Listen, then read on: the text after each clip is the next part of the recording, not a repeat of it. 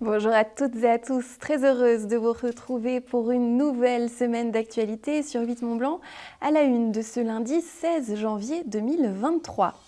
En compostant nos déchets alimentaires, nous pouvons réduire de 30% le volume de nos poubelles. Pour aller dans ce sens, Annemasse Agglo propose à quelques habitants un test de collecte de leurs épluchures, coquilles ou encore restes de leurs assiettes. Si l'opération fonctionne, elle sera élargie. Lancé en 2019, le PPA2 doit s'achever en fin d'année. Ce vendredi, les responsables du plan de protection de l'atmosphère de la vallée de l'Arve étaient réunis à La Roche-sur-Foron. Plus de précisions à suivre. Les Annemassiens produisent 300 kg de déchets par an et par habitant. La moyenne nationale s'établit à 282 kg.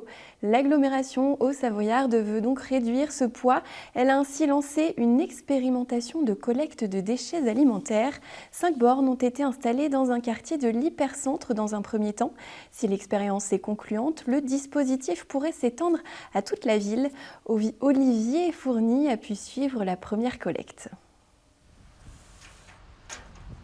C'est la toute première collecte de déchets alimentaires organisée par Annemasse Agglo. 5 conteneurs tests ont été mis en place dans un quartier de l'hypercentre pour une phase d'expérimentation. Une initiative qui vise à terme la réduction de déchets par habitant.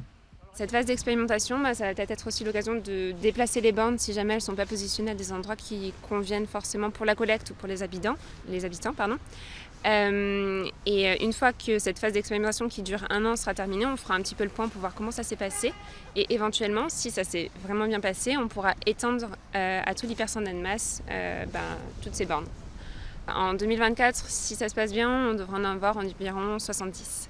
Une fois les déchets de la tournée récoltés, nos agents de collecte se rendent à l'exploitation agricole de Loïc Détruche à Veigy-Foncenay.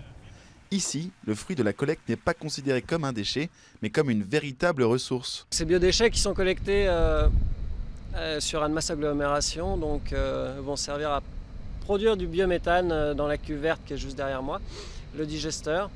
Donc production de biogaz qui est ensuite injecté dans le réseau de gaz de ville. Ensuite, la matière ressort, est stockée dans les autres cuves qui sont sur le site. C'est du digestat qui sert d'amendement aux cultures et aux prairies de l'exploitation agricole. Mais encore faut-il que les habitants soient informés du dispositif mis en place. Durant toute une semaine, Annemasse Agglo a effectué une opération de sensibilisation auprès de la population. Bonjour madame. Bonjour. Alors je me présente, je m'appelle Antoine, je travaille pour Annemasse Agglo. Oui. Vous avez peut-être vu une information qui concerne le tri des déchets alimentaires. Le tri des déchets alimentaires, c'est pas quelque chose qui se fait beaucoup aujourd'hui en France. C'est vraiment tout nouveau. C'est pas une habitude qu'ont les Français, comme par exemple le tri du verre qui est assez ancré dans les gestes. Donc il est important qu'on fasse connaître le fait que oui, les déchets alimentaires doivent se trier, c'est une ressource. Parce que pour les gens, ils n'y pensent pas forcément. C'est quelque chose qui part très facilement à la poubelle grise finalement. Cette expérimentation devrait permettre de récolter entre 27 et 60 tonnes de déchets durant l'année 2023. Le syndicat des énergies et de l'aménagement numérique de la Haute-Savoie, ou SIAN, regroupe toutes les communes et le conseil départemental. Il assurait initialement le développement et le renforcement des réseaux d'électricité dans le département. Ses missions se sont progressivement élargies. Ainsi, il intervient aujourd'hui en maître d'ouvrage pour la distribution publique d'électricité, l'éclairage public ou encore les réseaux de télécommunications et d'information. Vendredi, il a signé, vous l'avez vu sur ces images, avec le département une convention de financement.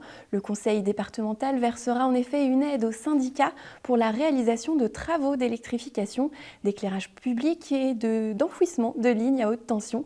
Précision du président du SIAN au micro de Justine Yanaz. C'est une convention d'aide à l'investissement pour l'enfouissement des réseaux secs. Donc quand on appelle réseau sec, c'est le réseau électrique principalement et le réseau télécom. Les collectivités locales propriétaires des réseaux décident à certains moments, pour des questions esthétiques principalement, d'enfuir les réseaux. Donc lorsque vous avez des travaux de voirie et que vous avez prévu de constituer des trottoirs par exemple, ou l'aménagement d'une bordure de route, eh bien vous choisissez en même temps d'enfuir les réseaux, également de travailler sur la qualité de l'éclairage public. Et donc tous ces éléments-là demandent des moyens financiers. Et c'est dans ce cadre-là que le SIAN apporte des moyens financiers en termes de subventions quand la commune est maître d'ouvrage des travaux. Et c'est pour cela qu'aujourd'hui nous avons conventionné, puisque le département nous apporte une enveloppe globale par rapport aux travaux engagés par le CIAN et les communes, de l'ordre de 2 500 000 €, mais pour un programme de travaux qui va au-delà des 100 millions d'euros pour tous les travaux des communes engagés sur une année environ. Le bilan est mitigé pour le PPA2, le plan de protection de l'atmosphère de la vallée de l'Arve, entre dans sa dernière année d'action. Élus et associations ont fait le point vendredi sur les mesures mises en place en 2022.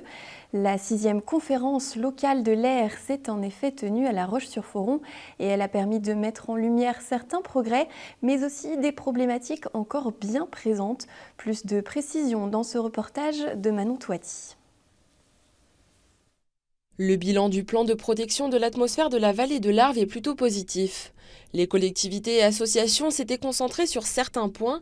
Une partie des seuils instaurés ont été respectés, mais il reste des axes à améliorer, comme par exemple le nombre de foyers ayant converti leur chauffage au bois pour des aménagements moins polluants. C'est une excellente mesure parce qu'elle a été ciblée à l'époque du premier PPA sur la source principale de pollution aux particules fines qui était la combustion de la biomasse, donc le chauffage au bois. Donc à l'époque ça a été un peu une découverte dans nos vallées. Il faut aller plus loin, c'est clair, c'est ce qu'on a dit. L'objectif de 3500 foyers du PPA2 convertis n'est pas atteint encore, c'est pour cette raison qu'on l'a prolongé 2023-2024 pour encore inciter les foyers, les habitants à acquérir des systèmes de chauffage vertueux. Les élus se sont également penchés sur de nouvelles actions à mettre en place, notamment la gestion des déchets.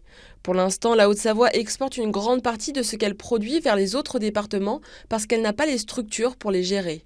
On a des pistes de travail qui vont pour chaque citoyen permettre de réduire sa quantité de déchets produits, soit en triant mieux, soit en valorisant les déchets qui sont compostables.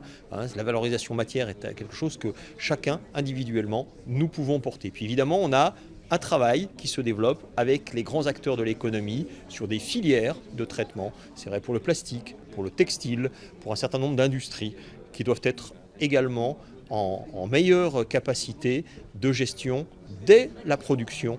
Cette 6e conférence était aussi l'occasion d'évoquer le futur du PPA et surtout sa possible révision pour passer à une 3e version des objectifs, plus en accord avec les nouvelles directives de l'Organisation mondiale de la santé.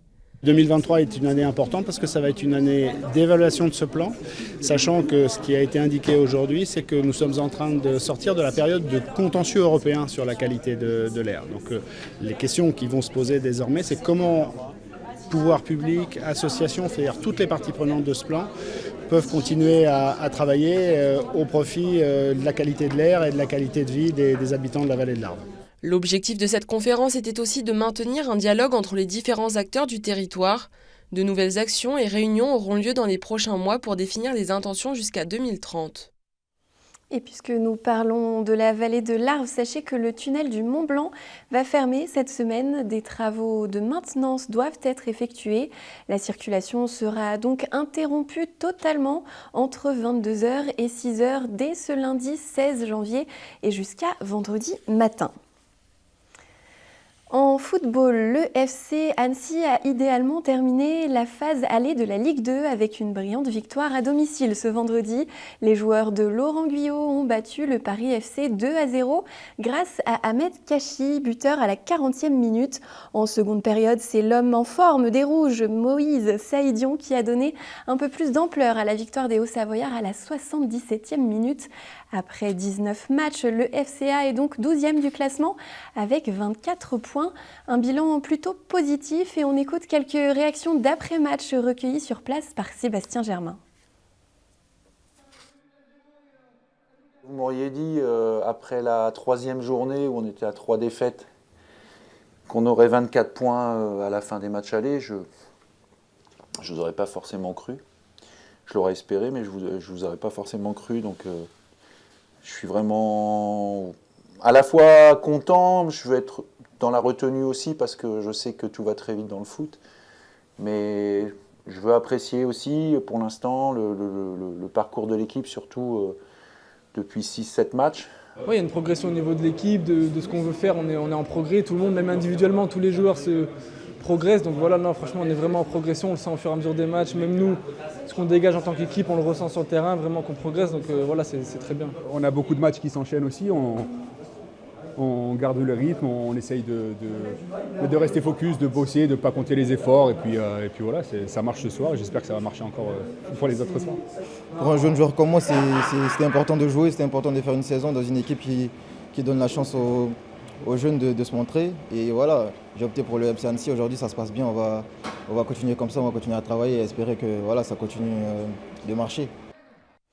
Et dans l'actualité sportive du week-end également, la biathlète Julia Simon a obtenu une nouvelle victoire. Elle a brillé sur la Mastart ce dimanche à Ruppolding en Allemagne. Elle l'a emporté face à l'Italienne Lisa Vitozzi et à sa compatriote Anaïs Chevalier-Boucher. C'est la 3e victoire de la saison pour la Savoyarde qui accroît son avantage au classement général sur sa dauphine Elvira Heuberg, malade et forfait ce dimanche. Les skieurs alpins, eux, ont fait chou blanc à Wengen dans les Alpes suisses.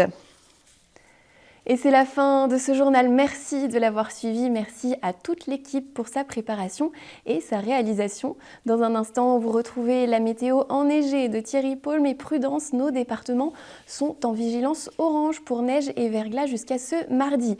Et puis, vous connaissez la suite de nos programmes. Vous avez rendez-vous avec un nouvel aparté de la rédac. Ce soir, rencontre avec Cécile Bouget de Francesco, présidente du Club de la presse des pays de Savoie. Je vous retrouve ce mardi pour un nouveau JT. Passez une belle soirée sur 8 Mont Blanc.